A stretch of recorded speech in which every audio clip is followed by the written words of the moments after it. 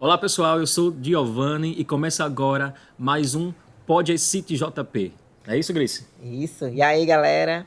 Hoje, né, nós estamos aqui para receber a nossa ilustríssima professora Priscila Reis, né? Professora de língua portuguesa aqui da CIT-JP, né? Especialista em ensino de língua portuguesa, que vai falar um pouquinho para a gente sobre como é que a língua portuguesa, né, vai cair no Enem, quais são os conteúdos que mais vão ser abordados. Falar também um pouquinho sobre redação, mas a gente promete que depois vai trazer ela novamente, tá certo? Para falar só sobre redação.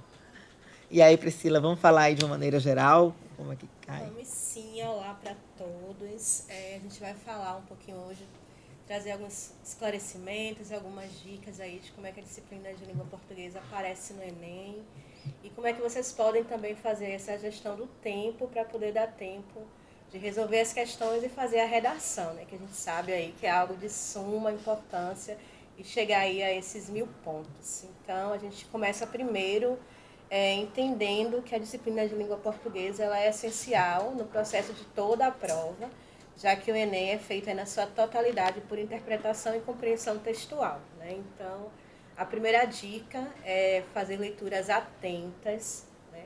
Sempre antes de ler o texto, ver o que o enunciado está pedindo, e aí você já vai com o olhar direcionador para esse texto, já não perde tanto tempo, e já vai aí procurando as respostas de uma forma mais assertiva. Então, esse processo de você fazer uma boa leitura para poder compreender o que a questão está pedindo é fundamental aí na prova. Então, já começa daí, né? Quais são os principais conteúdos, o que tem aparecido mais aí nos últimos anos? Tudo. Tudo. Cai tudo. Mas tem algumas escolas literárias aí que são mais recorrentes, né? Exemplo do realismo, do modernismo. Então, essas aí aparecem com mais frequência. Então, é bom, né, focar nessas que são mais recorrentes e também dar uma revisada naqueles conteúdos de primeiro e segundo ano que também aparecem por lá. Por exemplo, os gêneros textuais, as funções da linguagem, variação linguística, são assuntos que todo ano aparece uma ou outra questão que vão estar aí abordando essa temática. Então, é praticamente compreensão e interpretação textual. Bacana, Priscila, essa tua fala, né, de fazer uma leitura atenta quanto às questões do Enem, né, porque os outros professores que já passaram aqui pelo podcast, né, nessa mesma mesa aqui, também falaram disso, professores da área de exata, ciência da natureza, né, da área de humanas, e falar dessa mesma característica de ficar atento, fazer uma leitura. Então, a gente percebe quanto o português, né, as habilidades e competência de língua portuguesa é importante para resolver toda a prova do Enem, né? Exatamente. Seja ela matemática, física, seja o que for, né? Então, Priscila falando aí sobre as escolas literárias, eu lembrando aqui no tempo que eu estudava, né? As escolas literárias. Cara, português, língua portuguesa, é muito vasto. Né? A Porque gente acha que produção sabe, textual, gramática e literatura, né? a gente acha que sabe alguma coisa, daqui a pouco aparece outra coisa nova e tal. Então, quantas escolas literárias não tem, né?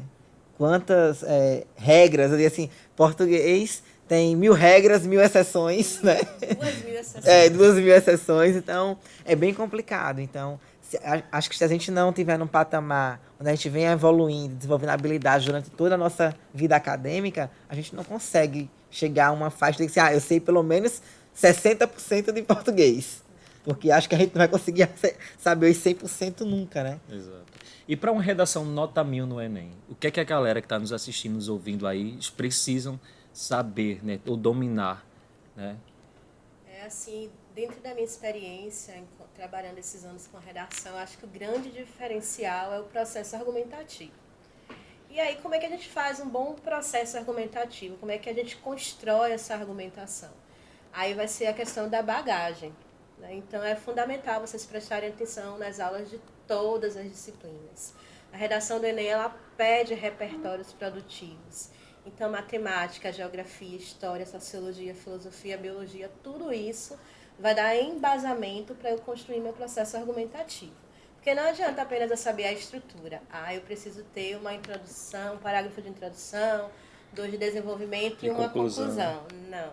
Eu preciso ir muito além, né? Vai aparecer lá uma temática, né? Um tema que é surpresa, a gente não fica sabendo antes. Então, se eu não tiver bagagens aí diversas, eu não consigo construir aí essa minha linha argumentativa.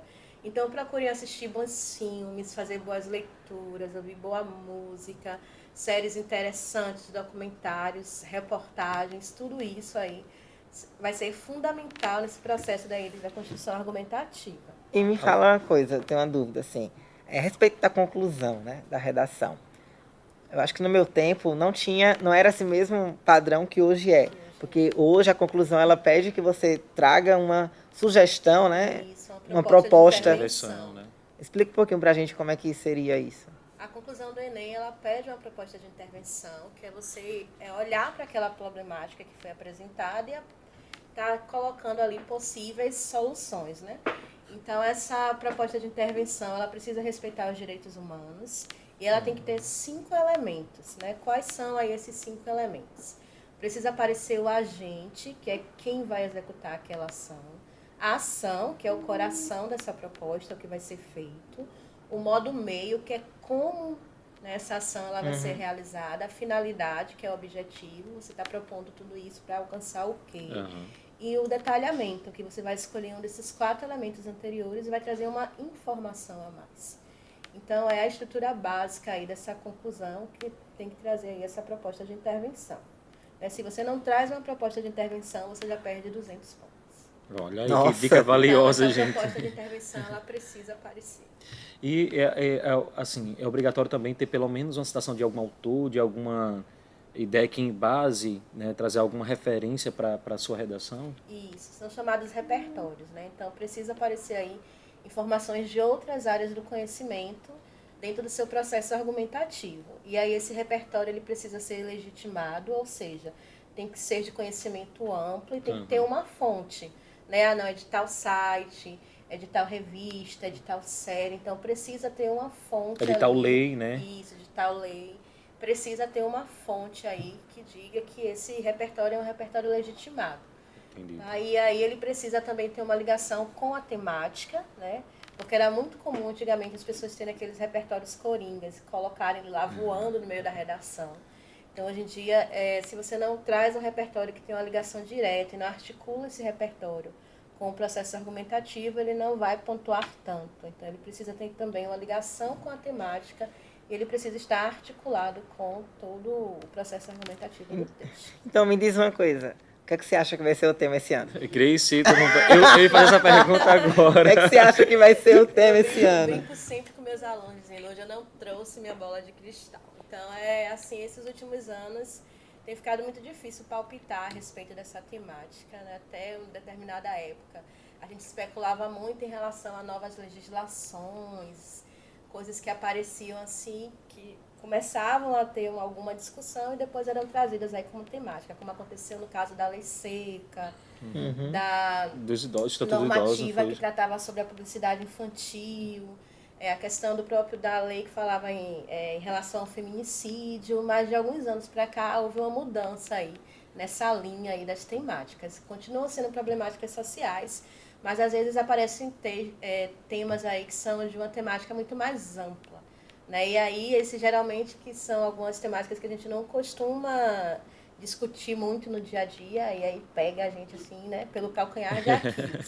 Como, por exemplo, o ano que foi a questão da democratização do acesso ao cinema, né, a questão do ensino para pessoas surdas. Então, são algumas temáticas que a gente deveria discutir, mas a gente não costuma falar aí no nosso dia a dia. Então, essas às vezes são um pouquinho mais difíceis aí da gente estar argumentando. Então, por isso é importante a gente estar sempre informado sobre tudo. Legal. E tipo assim, como é que tu vem trabalhando isso nas tuas aulas, né? Professor de língua portuguesa, e como é que trabalha tanto a literatura, a gramática e aí o gênero textual, que é dissertativo e argumentativo no Enem, né? Porque é muito conteúdo para pouca aula. Para pouca aula. A gente tem aí esse desafio, né, dentro de 3 aulas de língua portuguesa, de trabalhar a questão aí das escolas literárias e trazer todo o processo aí da redação. O Estado já traz aí alguns programas que têm dado uma ajuda nesse sentido, como o Desafio Nota 1000. Né? Então, toda semana existem aí temáticas e aí a gente discute os temas, propõe aí que sejam feitas essas redações. Então, tem essa possibilidade da gente já ir treinando aí sobre uma série de temáticas. Né? Então, o Desafio Nota 1000 é algo muito importante. Os estudantes devem participar, é uma oportunidade de ir desenvolvendo esse processo de escrita. A escrita é uma atividade psicomotora. Então, quanto mais eu produzo, mais eu desenvolvo aí essa habilidade. E se autoavaliar, né? E se autoavaliar, sim. Então, tem a questão do desafio Nota 1000. Agora foi feita uma parceria também com a plataforma Letros, que está trazendo aí uma proposta também de algumas temáticas ligadas ao letramento racial. Então, dentro da plataforma, tem filmes, sugestão de filmes, de músicas, de uma série de coisas que também vão dar esse embasamento aí para a argumentação.